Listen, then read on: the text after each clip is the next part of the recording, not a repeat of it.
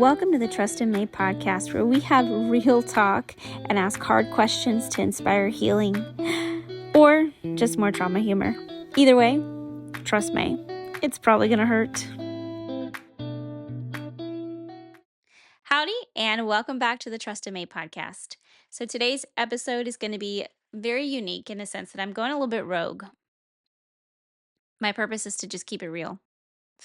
There have been some topics that have come up in conversation recently a few times, and I thought, oh my gosh, I would love to have an episode about that or interview someone and talk about that. And wouldn't you know it, I ended up kind of going through some hard lessons myself and just really having a rough couple of days. So this is going to be probably the most unorganized and raw episode that I've done.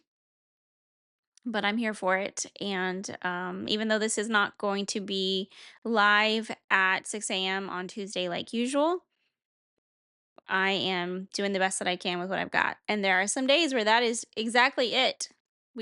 All we can do is all we can do, and all we can do is enough. So, the topic really for me right now is the fact that I guess it's just this extension of forgiveness, right? I talk so much about forgiveness and the freedom and the power of that.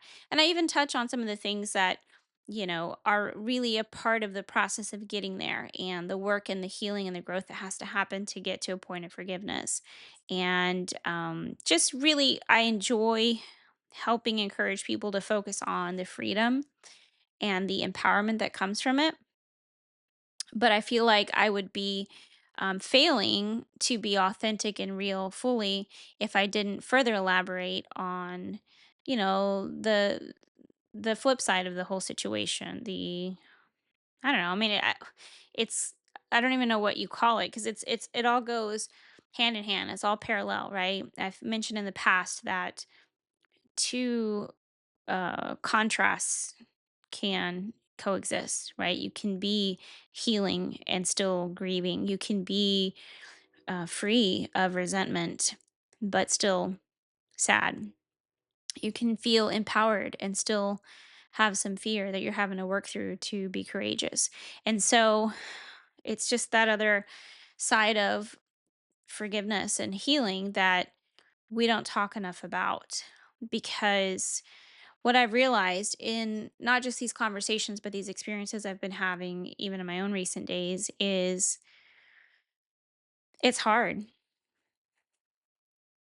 It's hard to self reflect sometimes. It's hard to be triggered. It's hard to be held accountable. It's hard to be humble. Ooh.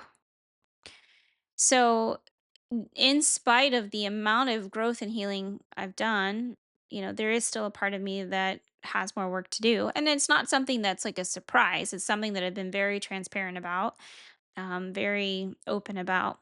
But there are still some times that it surprises me. And one of the topics that kept coming up is, having conversations with friends about dating. Dating is a really sensitive subject that can go in so many directions. And I'm not really going to go down into that conversation today as much as the specific part of dating that has come up in conversation with my friends is, making sure that you're healed and that you're in a healthy place before you start dating again. And this is a general you, not just me. And there is so much truth to that. I 100% believe that it's important to do the work to become the kind of partner that you want to be for someone. And I think it's super important to take time and space and do work to heal and resolve some things. If you experienced heartbreak, if you experienced a toxic relationship, if you experienced domestic violence or anything like that, infidelity, there are other forms of deception that are not necessarily cheating that I've experienced where people were not honest with me and, that caused hurt. Now, the caveat to that, and I guess the thing that keeps coming up is how do you know when is right? When are you ready? When is it okay? Have you fully healed? Do you have to be fully healed? Do you know if you're fully healed? What does it actually look like? And the conversation that I keep having with others about their situations and even my own, and I'm not a therapist, y'all. Y'all know this. I am not a licensed psychologist. I'm not a therapist. I'm just sharing based on my life, my experiences. And whew, it's tough. On the one hand, there's this idea that, yeah, you've got to have so much time alone and you have to have so much healing done and so much work done before you should really allow yourself to embark on a new relationship journey. Yes, there's some truth to that. But what that time and work and experience looks like and level of growth and healing looks like is so unique for each of us. And I don't think that it's fair or appropriate to set parameters on someone else's life that are based on either your own experiences or your own indoctrination, teaching, coaching, mentoring that you've experienced. Can you share from a perspective of, hey, this is what I know worked for me or for someone that I love? These are things that I have applied that really were impactful in my experience with healing and growing to a point of being in a healthy position to date. Yeah. And whether it's dating or friendships or business relationships or even family relationships, this is applicable, in my opinion, to all of it, what I want to share. There isn't a one size fits all. There isn't this whole, well, you have to be alone for at least a year and know that you can be alone for a year and be happy alone for a year before you're in a position. Does that work? Sure, for some people. Is it true every time? No, not necessarily. The same person, it could have worked for a year and then the next time they needed 5 years or 5 months. You know what I mean? And so, all of this to say, one, there is no cookie cutter one stop shop. Like, I don't care how many relationship experts are out there, there isn't one way, right? Because that to me is too narrow minded to suggest that the unique dynamic experiences and feelings and every detail about who we are as God created us to be, every feeling and thought that we've ever had, to think that there's just this one way that it would make it all better. I don't agree with that.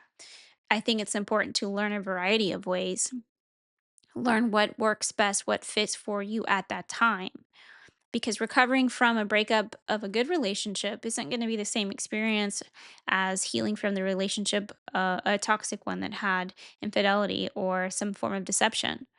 Growing out of a relationship isn't the same kind of healing experience as losing a loved one, a significant other.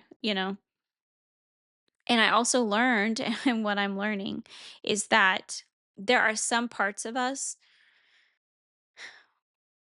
that really aren't going to come to the surface and be fully present to be addressed and healed until we are in a healthy, safe space. So, whether that's a business relationship or a friendship or a family relationship or a dating relationship, significant other relationship, there are going to be things that trigger wounds, some that may be really, really deeply suppressed, or maybe some that are deep rooted. Maybe they're not like hidden, but their roots run deep.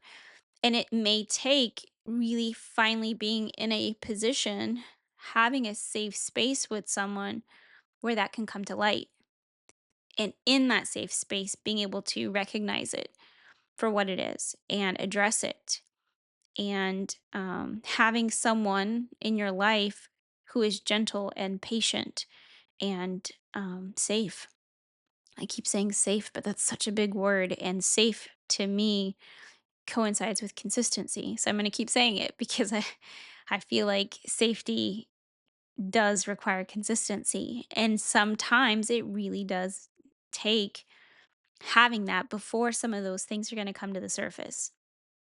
And in my own life, I can see how right now I'm in a season of being in a healthy, happy, loving relationship. And there are things that have come to the surface that I have had moments where I have been floored. Like, what? The snap, y'all. I thought that was dead and gone. Or, oh my Lanta, I didn't even know that that was a thing. And it's so easy to spiral. It's so easy to think all the trauma, all the triggers, all the things. Is it daddy issues? Is it mommy issues? Was it my college experience? Was it my first love? Was it my toxic love? Was it my, like so many things. And these thoughts can spiral. And my dear friend Emma, who was on my podcast earlier in this series, she was texting me and reminding me, keep every thought captive. Like, I really need to lay every thought at the feet of Jesus. And that's not easy. And that's why I want to have this conversation, because you can tell someone, oh, just pray about it and be in the word. And it's going to be okay. And it's like, cool. What? I've been praying. I've been reading the Bible. I've been listening to praise and worship. I've been crying out to the Lord. I've been on my knees. Guess what? I don't feel better. Those thoughts aren't going away. But guess what? Eventually, they can. Because as I'm doing those things, I'm having a chance to face what's surfacing. And I'm having a chance to recognize that they are attached to experiences or lies from my past. Could be truth. They could be attached to things that actually happened, right? Or they could be attached to lies that I was told or taught to believe about myself that aren't true. But until they surface, I don't know that they're there. Or until they get uprooted, I don't realize how deeply they were embedded. And so these are opportunities while I'm praying, crying, talking to God, shouting at God, reading His Word, listening to praise and worship, reaching out to my friends. This is all part of my process of saying, like, this is here. I don't like it. I don't want it, but it gives me a chance to see where it came from, to remind myself that I am safe, that I'm here now, that it is not my reality. It is not my truth anymore. And when I have a safe partner in my life, or a safe friend or family member, whatever it is, I have a chance to say, like, hey, here's what I'm feeling, here's what I'm experiencing. And maybe in the moment is not the time, maybe it is. If you can say, whoa, that just came up. And I recognize that that is not because of you, and it's not related or valid as far as our reality right now, but it is very much a reality for me because it had happened or it was a part of something before. And I've had this experience myself even just this past weekend, and it was so humbling because I flubbed it up, y'all. I fumbled all these years of experience and prayer and knowledge and therapy, and I'm still fumbling sometimes. And I know what to do, and I know all of the self-care and the grounding techniques and the journaling and the move your body and read your scripture. I'm here to tell you, yes, those things are important and they are true and they're real and they help. But yes, there are still going to be some times where none of that is going to help right away, with time, with consistency, but most importantly, with having someone in your life who is safe to gently be there as you process, recognize, work through, pray through, cry through, grow through, heal through, hurt through these things that come to the surface. Excuse me. And I'm not saying that we should take advantage of people in our lives. I'm not saying that it's like, oh, well, if you love me, you got to put up with all my crazy and all the things that come with it. No. But yes, there is a little bit of that. If a person in your life truly is safe, truly loves you, truly is gentle with you at your worst times, that is an opportunity to build more trust and an opportunity to provide that sanctuary, that safe space that you need to really heal it, that you couldn't do on your own. I could spend every day of my life living the healthiest, happiest life, doing the dang thing, being a boss girl, but if I never have a healthy partner to bring some of this stuff to the surface with, and actually like see that there is someone who can love and support me gently through it, then that stuff's never gonna come out. You know what I mean? And so that happened for me this weekend. I was triggered, and I'm ashamed. I'm working on not being ashamed, right? Because I really believe in the power, the holiness, the goodness of God's grace and mercy. Shame and condemnation is not of the Lord. I feel guilty for the ways that I have handled some of these situations. I can say that. I don't want to feel shame, but I'm just being vulnerable that it's been hard.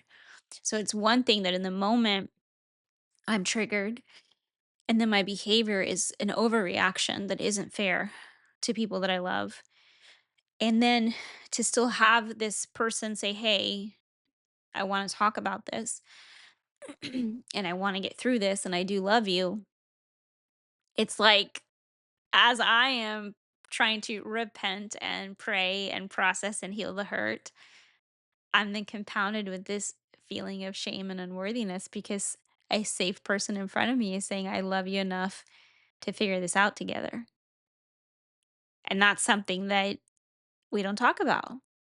We don't talk about how, A, you can be in a relationship with a healthy person and still be healthy enough to be there, but have things come up that are unexpected triggers and traumas. B, that it really took having that healthy person space to bring those things to light to work through them. And C, that when you do actually have a partner that's like, hey, or a business owner or coworker, friend, or family member that's like, hey, I'm here. I love you enough to say I'm here. Whew, the shame and guilt that comes with that. So I have been really humbling myself, trying to. I think there's a part of me that because I have so much knowledge and training and experience, whether it's through therapy or mentorship or scripture, it's so easy to try to like rationalize, categorize, theorize, organize, whatever, compartmentalize. And my life right now is pretty hectic, pretty busy, and trying to do all those things while juggling this life and having a person in front of me that's saying like I see you and I see what has come to surface and I am willing to say, "Hey, that's not okay for you to react that way, but it is okay that you feel that way and I love you enough to say let's work through this." I went from like treading water in the deep end to feeling like I'm drowning with center blocks on both of my feet and trying to just not go under. And that's like the truest way that I can explain what I have felt. And I'm saying this because sometimes the healing process is really ugly. Sometimes these things can start to happen in a relationship or a partnership, and it's easy to throw blame or shame at each other or at oneself. So a few things tend to happen, right? It's could be like, "Oh wow, I'm toxic." My partner could easily say like, "Well, that's toxic behavior and I don't want to be with you." Is that a safe partner? Depends, right? To the extent of the behavior. Like, I can't make that call for you. There are some things that I would say, like, it doesn't matter. That's not healthy and, they need help. But for the most part, like with what I'm referring to in my experience, I'm thankful that I had a partner that recognized, hey, that's not okay. But I see that you have that hurt coming from somewhere. We need to figure out what we can do and what we need to do differently to make sure that we address this appropriately so that in the future, we're not hurting each other emotionally with these reactions versus responses.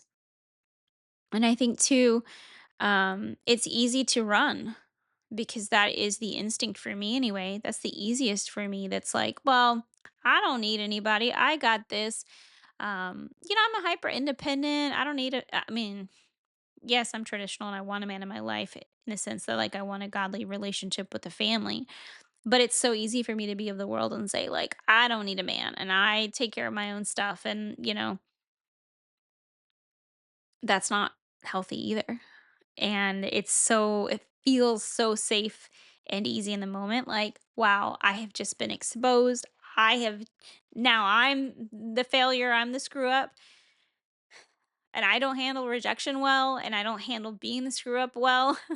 Not that I'm perfect by any means, but I really do try hard to have some level of self-control and I'll be honest, like my overreaction was not self-control at all. And it's easy to feel like, okay, well, then I just need to run before I am left. Let me abandon before I get abandoned. So then it opens a whole other like spiral of conversation and thought process that's like, dang, that's a thing too I have to work on now. That's a thing too that I'm still healing. That's a thing too I still got it. Oh my gosh. So I'm here to say you're not alone. It's not pretty. It hurts. It's hard. It's overwhelming. It's embarrassing sometimes. Defense mechanisms naturally go up. Running, oh, feels like it could be the most freeing thing. But I think the most beautiful thing that I had happen in this experience over the weekend with my significant other was as I'm spiraling and repenting and shaming myself and going through that whole cycle that I had to get myself out of, I recognized, wait a minute, I have a right to know where my partner stands because it's easy for me to jump to conclusions. So I asked for clear communication. Remember, clear is kind, unclear is unkind. So I asked, do you need space or is this it? And I'm thankful that I have a safe partner that responded with, no, I need some time and space. And that for me was so reassuring. It did not make the hurt any easier to bear. Maybe a little bit, because at least I knew that there was still hope on the other side. But it didn't relieve my suffering necessarily. But I'm proud of myself for saying, like, hey, I need this clarity. And in that, I knew in some ways how to kind of navigate and proceed. And those simple words, I don't even think he realizes how powerful they were for me. And then when we did come back to reconnect and had the conversation of like, hey, we need to sit down and have a bigger talk, which we haven't had yet. Um, and I thanked him for showing grace. I thanked him for forgiving. I thanked him for saying like, hey, I'm here. And just for the record, y'all, like I didn't cheat on him. I didn't hit him. I didn't nothing crazy. Like I emotionally overreacted like crazy. Um, but I wasn't like violent or anything, and not unfaithful by any means. Like, yeah, no, your girl's smitten. um, but he, in return, thanked me for respecting his request for space, and that was so huge. Again, like y'all don't understand how powerful our words are and how much the people we love really sometimes need to hear the simplest things. It's not his responsibility to fix me. It's not his responsibility to heal me. But by choosing to be my partner, to choose God and to choose me, he is saying that he's choosing to be a representation of Christ to his best ability, not perfection, but to his best ability. And he is saying, hey, I love you. And love is something that you do, not that you just say. Part of doing is saying the things that we need to hear. Part of doing is giving space. Part of doing is showing grace. And for my own heart, I needed to express in words what need I had for clarity. And as hard as it was to give that space, because again, I'm spiraling and it's so easy to want my partner to reassure me, be like, no, I love you, baby. Like, estás loca, but it's okay because I love you. No, I honestly respect him more for not having that immediate approach, for respecting himself enough to want space, but loving and honoring me enough to give me credit for giving it to him, to giving me grace and saying thank you for giving me space. So I feel like I might be rambling a little bit, but it's just been this like a little bit of a roller coaster of a lot of things happening in my life right now, between business and ministry. But also, like, it was just a really humbling experience and a reminder that healing is gonna continue, honestly, till the day we die. Like, this is a broken world. We are humans with feelings, even those who are really good at hiding them, we still have them. And um, I'm learning the value and the power of having someone in your life that can walk with grace and patience and mercy. And I'm learning in this experience the power of trusting that safe person when these triggers and these things come up that I have to face and process and heal, some of them for the first time and some of them, like, hopefully for the last time. And just the power of our tongue, speaking up for ourselves, but also speaking love and life into each other. And in that, I want to just end with this. We have that same power to speak life or death to ourselves. And it's so easy to ruminate and so easy to shame cycle, and stress and really feel guilt. And I've been through it, and I'm finally like getting to the other side of like, wait a minute, I'm not perfect, but I am worthy. And I'm humble enough to own my part, and I'm willing to be held accountable. Like, that's a huge part in all of this. I'm realizing too is like I had to say yes. I accept responsibility. Yes, you were right. I was wrong. Yes, you deserve respect and kindness. I had to humble myself enough to own that. And I'm not saying that like I'm so humble, this is great. No, I'm like, fudge. It was so hard. So hard. But to have again this whole experience, this whole cycle of exchanging grace and space and truth and love. I'm still right now very emotional, very vulnerable about all of it. I'm still right now very much healing some of those wounds. And I know that there's going to be more closure that comes from, us having our conversation that we still need to have. But what a blessing. What a blessing to have someone kind of just go through this cycle with me and give me a chance to, in some ways, really like put the ball in my court to own my stuff, process my stuff, face my own shame, work myself out of that because he's been loving, but I have not been relying on him to remind me that I'm worthy.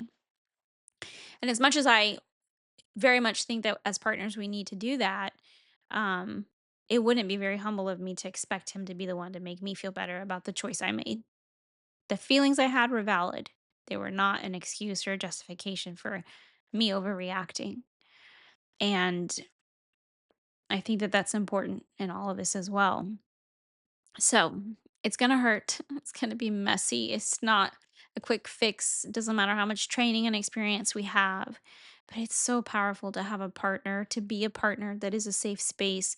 Because remember, we give grace not because that person deserves it, but because first and foremost, we get it from God multiple times a day when we don't deserve it. And because we never know when we're going to need it in return. And I think that it's fair to say out loud that it might take being in a healthy relationship for some of the stuff to come up. And I think it's important to say out loud that we need to be fair to each other and have boundaries. But it's okay if it's messy and hard and hurts. It's okay to ask for space. It's okay to ask for clarification. And being the one to forgive, being the one to show the grace, it's not weakness. Remember, it's empowering. Sometimes we take turns leading in all of our relationships that we have. And I don't encourage anyone to be a doormat. I've been there, done that. But I do encourage everyone to remember to show grace because we got to give it to ourselves too. So thank you for being on this journey for me. Thank you for listening to me kind of ramble, but keeping it real with you guys about things that I'm still learning and growing through myself. So please continue to be in prayer. Thank you so much for joining Lola and myself on the Trust and May podcast, where we keep it real. We have those hard questions, we dive deep. And like I say, trust me, it's probably going to hurt. I know this one did, still does. God bless.